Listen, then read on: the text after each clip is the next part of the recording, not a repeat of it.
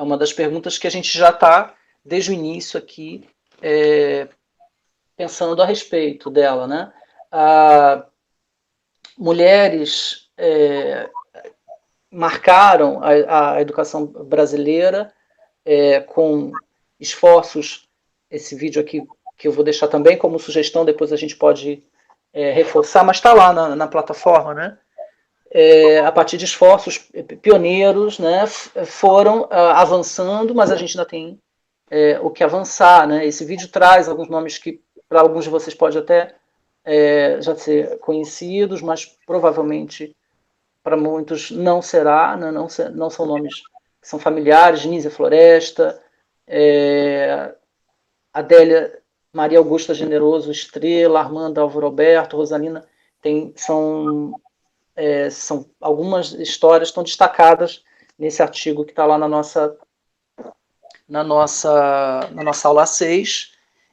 E a gente trouxe também, que também linka com isso que a gente está colocando sobre as diferenças, né, do acesso à educação, a Carolina Maria de Jesus, né, para ir finalizando já a nossa reflexão aqui hoje, que lá no contexto da década de 60, naqueles anos que a Paula estava mostrando os dados ali, né, ascende como autora, né, uma mulher que talvez vocês conheçam. Recentemente ela ganhou o título doutora honoris causa. Ela nasceu no interior de Minas Gerais, em 1914, neta de ex-escravizado, filha de lavadeira analfabeta, né? Ela frequentou a escola só até o 2º ano primário, era autodidata, era muito questionadora, muito curiosa e se encanta com a leitura escrita. E na década de 60 ela é descoberta, digamos assim, né, por um jornalista. Ela morava não mais em Minas Gerais, mas em São Paulo, e ele publica, né, ela se publica em livro, né, tem esse trecho aqui que está aqui, é do Diário de Bitita, mas o livro mais conhecido dela não é nem esse, né, é o Quarto de Despejo, né, ficou bem popular. É uma desses nomes, né, Carolina Maria de Jesus, a Paula já apontou, né, outros nomes aqui, das feministas negras, Conceição Evaristo, hoje, né, Maria Firmina dos Reis, algumas dessas mulheres que estavam ali naquele vídeo, a Cidinha da Silva, que eu mostrei ali na reportagem do GL10, Bianca Santana, outras, né, trouxe aqui, acho que não vai dar tempo de falar dela, Lélia Gonzalez, que é um nome que é assim, fundamental para a gente refletir, Sueli Carneiro, também não vai dar para falar, alguns nomes assim que vão vindo, como eu disse, a gente precisa preencher essas lacunas, né? Por que não lemos mulheres? Por que não lemos mulheres negras? Né? Será que isso é natural? Né? Ou isso é reflexo desse racismo estrutural e institucional? Né? Aqui está um trecho do Diário de Bitita, em que o Diário de Bitita é exatamente mesmo um diário. Ela apresenta as memórias dela de infância, adolescência, fala da escola, né, do pouco que ela frequentou na escola. É assim, muito comovente, e a Carolina Maria de Jesus é inclusive contestada, né, no campo da literatura. Em alguns autores problematizam se o que ela faria seria de fato literatura ou não. Claro que isso aí é resultado do racismo, como eu disse, institucional, né? A gente destacou esse trecho aqui do diário. Você quer ler, Paula, pra gente? Bora. Vou escolher as gavetas procurando qualquer coisa para eu ler. A nossa casa não tinha livros, era uma casa pobre. O livro enriquece o espírito. Uma vizinha emprestou-me um livro, o romance Escravizaura. Eu, que já estava farta de ouvir falar na nefasta escravidão, decidi que deveria ler tudo que mencionasse o que foi escravidão. Compreendi tão bem o romance que chorei com dó da escrava. analisei o livro, compreendi que naquela época os escravizadores eram ignorantes, porque quem é culto não escraviza, e os que são cultos não aceitam o jugo da escravidão. E assim foi duplicando meu interesse pelos livros. Não mais deixei de ler. Passei a ser uma das primeiras da classe. Fui vaidosa e com dó dos pretos que não sabiam ler. Compreendo que os que sabem ler têm mais possibilidades para viver melhor. Acho que é muito sensacional o trabalho da Carolina Maria de Jesus, e eu acho que ela vale a pena ler o Diário de Betita, vale a pena ler o Quarto de Despejo, mas eu acho que vale a pena a gente compreender também o que ela está trazendo. A Conceição Evaristo vai falar sobre escrevivências, né? Acho que vale a pena a gente pensar como é que ela ascende enquanto escritora, trabalhando as suas próprias vivências, né? E hoje tem muitas mulheres negras, tem vários grupos de mulheres negras que falam sobre escrita autobiográfica como forma de emancipação da mulher negra. Eu acho que isso é bacana de vocês conhecerem, de catarem aí nas redes sociais e entenderem o que significa trazer uma escrita que é do seu cotidiano para também representar formas de trajetórias que não estão sendo visibilizadas socialmente. E é aí que eu acho, na minha opinião, é que a gente vai fazendo perguntas novas, né, para a sociedade. Mas Márcio... Sem dúvida, sem dúvida. Eu estou aqui lembrando de uma frase que eu acho que é, assim, contundente, assim, muito verdadeira, da Carolina, que diz que o Brasil precisa ser dirigido por uma pessoa que já passou fome, porque a fome é professora, né? Essa situação que a Paula está colocando, né, da Carolina, ela converte, né, essas experiências dela em literatura, né, isso que a Conceição Evaristo chama de escrevivência, né, que é uma escrita que não é individualista, é uma escrita coletiva, né, então ela fala muito de nós, e aí, daí a importância de nós lermos escritoras, autoras, autores, mas sobretudo as mulheres negras, as escritoras negras, no sentido de a gente conseguir ampliar as nossas visões, né, de mundo, ampliar as nossas percepções, né, a partir do que elas trazem de complexificação da realidade, de desnaturalização da realidade, né. Esse link aqui final também, a gente vai partilhar depois essa apresentação com vocês.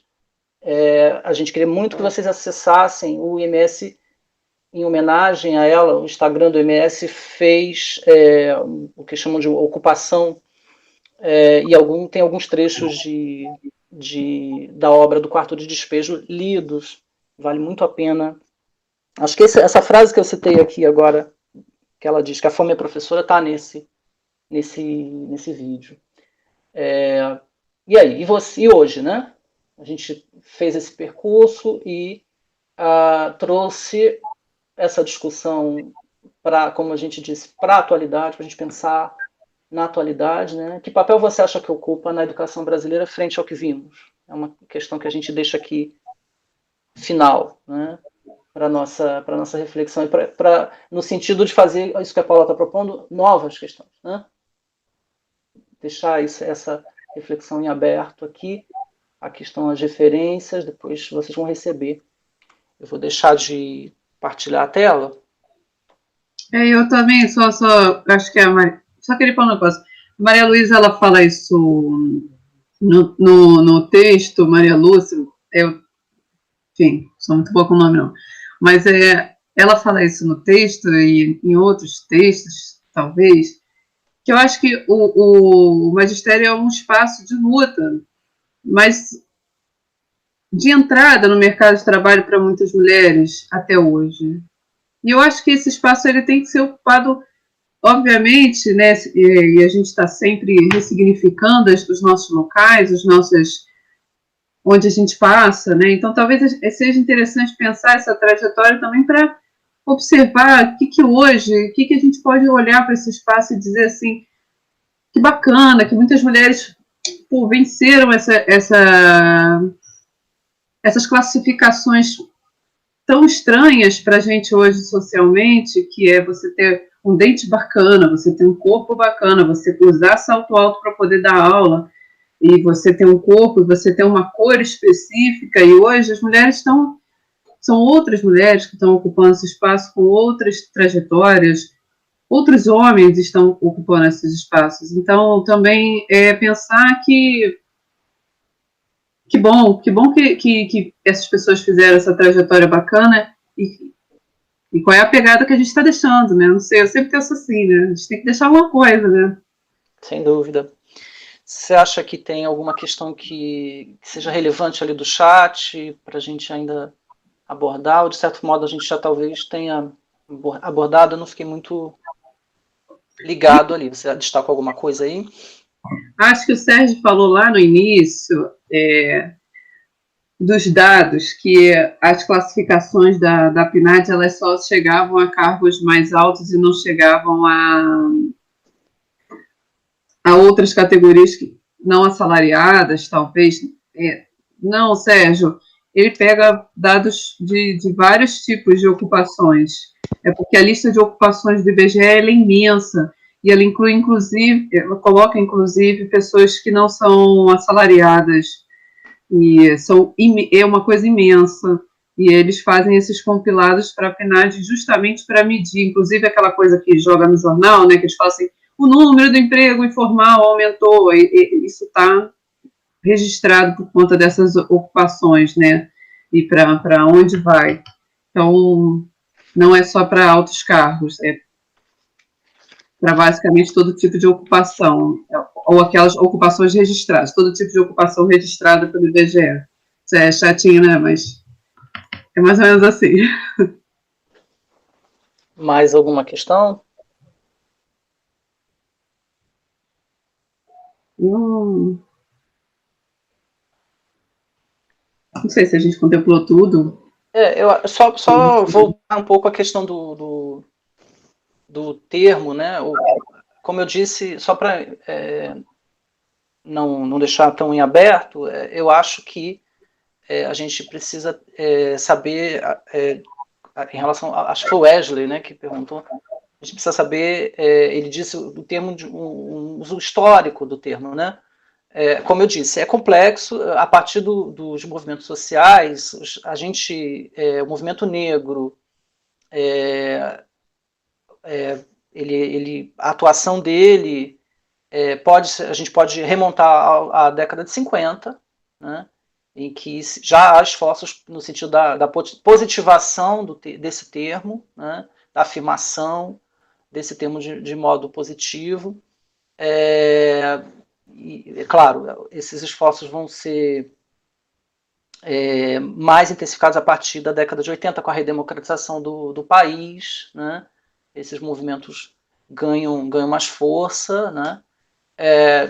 Eu responderia assim, essa questão que o Wesley colocou, de a partir de quando, se a gente pensar dos movimentos sociais, esse termo, porque, em princípio, quando no pós-abolição, né, e aí por isso que ocorre esse processo de branqueamento, né, no pós-abolição, as pessoas tendem a se distanciar desse termo, né,